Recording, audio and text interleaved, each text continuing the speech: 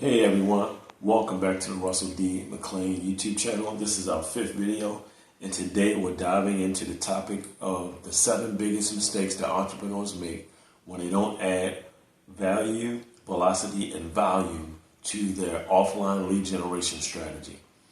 And before we begin, I want to give a shout out to the Active Income Warriors of Instagram. I appreciate you guys. I value your support dearly. And I would like for you to subscribe to the channel, like this video, leave a comment so we know exactly what you would want to see next or how we can improve on these videos. And also share this video with as many like-minded people as possible. Okay, guys, without further ado, let's dive right in. Number 1 on the list, lack of market understanding. Without engaging with a large volume of people, entrepreneurs may fail to truly understand their target market's needs, pain points, and preferences. Now, I spoke about this in the first video when it comes to feedback. The larger number of people that we speak to out in the marketplace, the more genuine feedback that we can get, that we can leverage in our online marketing messaging, right? That's exactly what we want to be doing, because when we get an understanding of who we're actually serving in the best way that we can possibly serve them, the actual language that the people in the marketplace that we're connecting with give us when they answer our questions is the exact language that we're going to use to communicate with our leads online. Now, this is very pivotal. We want to speak the language of our ideal avatars, right? In order for them to be able to understand the value that we offer. Because remember, as I said before, we always want to be focusing on their outcomes, what they get, their transformation, right? What's in it for them. We don't want to focus on our processes or our features or our own personal story. The only reason why we share our story, guys, is so that they can see themselves in that outcome. That's the only reason, so we can uncover and reveal the solution that we have that's in alignment with the actual problem that they need to get solved, right? So we want to focus on them so they can see a clear vision of themselves on the other end of their desires. Okay, number 2 on the list. Slow feedback loop. Moving slowly to get their message to the people can result in a delayed feedback loop, preventing entrepreneurs from quickly iterating and improving their products or services. Now, we know that success loves speed. That's why the formula value times velocity times volume will get you the best results, right? Because you're adding high levels of value to a well-defined market, right?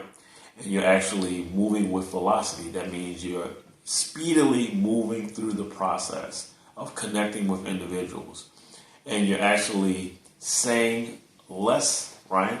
Saying the right things, but saying less so you can talk to more people, right? The more people you can help, the better, right? The more actual sales and resources you will generate to serve them at higher levels. I hope this makes sense, right? So keep that in mind. Success absolutely loves speed. And remember, the more you get out there and the more feedback you get from that market, the more you can iterate and optimize the experience for your ideal customers, right? So that leads us to number 3 on the list. And these are all writer downers, by the way. I always say that. Please don't get tired of hearing me say that, because when you write something down, it actually helps to pin it in your minds, right? So you can actually have a great system for recall when you're going out and taking action yourself. All right, number 3, missed opportunities. Failing to reach a large audience means missing out on valuable opportunities for growth, partnerships, and market insights, right? So that's why the volume is so important, because when it comes to lead generation, right, there is a sales cycle that we all have, right? So if you, let's just say your sales pipeline, right, that means how many people are coming in to your existing sales system, the existing sales system of your sales cycle, right? So what you want to do is you want to have a consistent amount of people coming in on the regular. That's why I say organic plus paid advertising lead generation is very effective. Now, of course, you're going to start offline, right, organically. Then you're going to leverage those organic offline relationships to create the social proof, right, and that tribal experience online. Then you can take all of the messaging and the feedback you gain from offline connections and online connections, and then you can begin your paid advertising, right? After you test that content, right?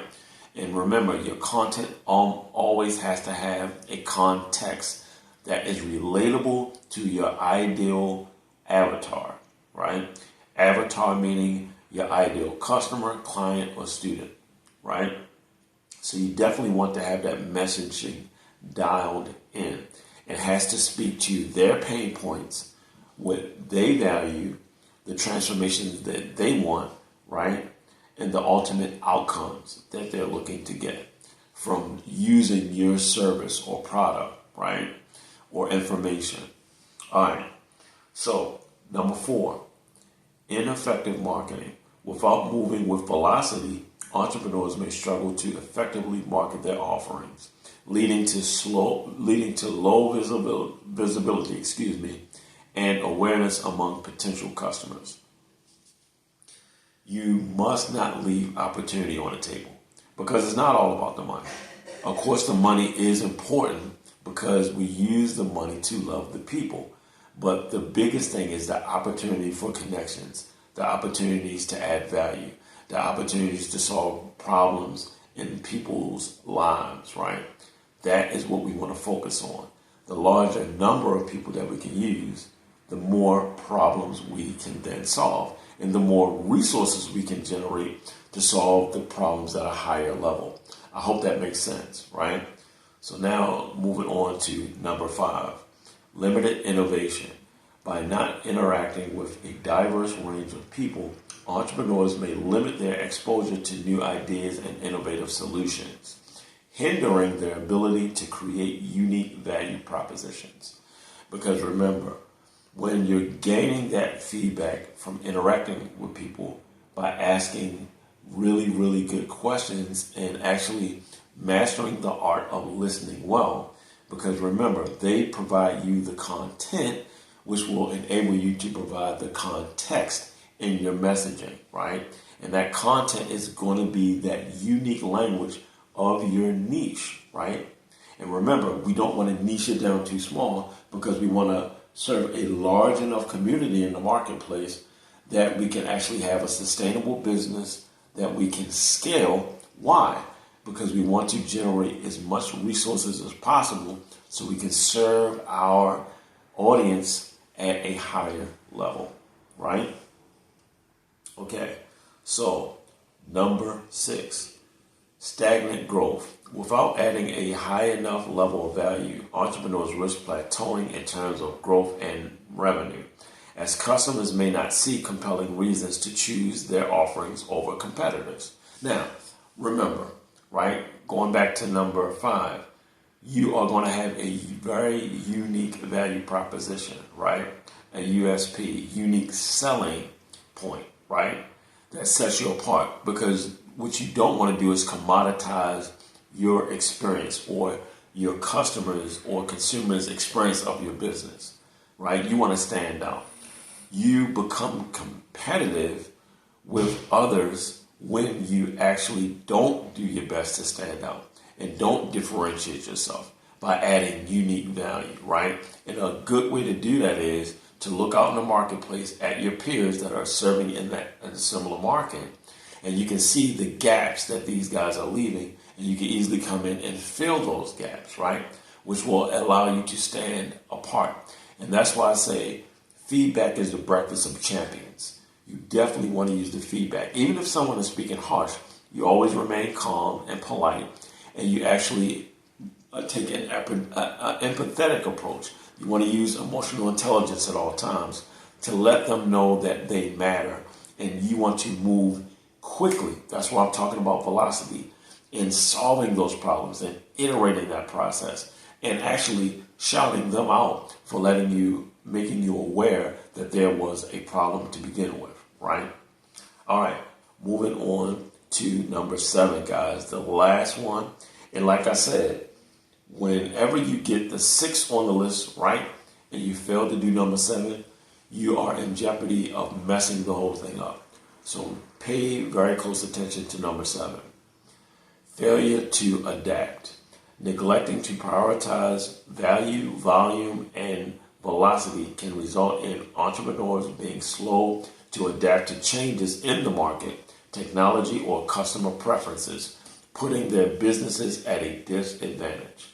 Now, guys, this one is so important because remember, as I spoke before about OI, right? You may have heard me talk a lot about that, especially those of you active income warriors from Instagram, right? OI, right? That is an acronym for observe the truth, analyze the truth, accept the truth, and adapt to the truth. When you do that, it will allow you to quickly pivot and more effectively iterate and better serve your customers. Because remember, it is listening to what they have to say about what they care about and what needs to be fixed that you need to be getting on top of. So I hope this video added a lot of value, guys. And remember, value times velocity times value. Why? Because you need to add high levels of value so that people know that you actually care. 2, you need to move speedily because success loves speed, and it will allow you to talk to a larger number of people for you to then leverage on your online social media and actually paid advertising lead generation. So I hope this video really helped you guys. I enjoyed recording it for you and I hope you guys have a wonderful day. Until next time.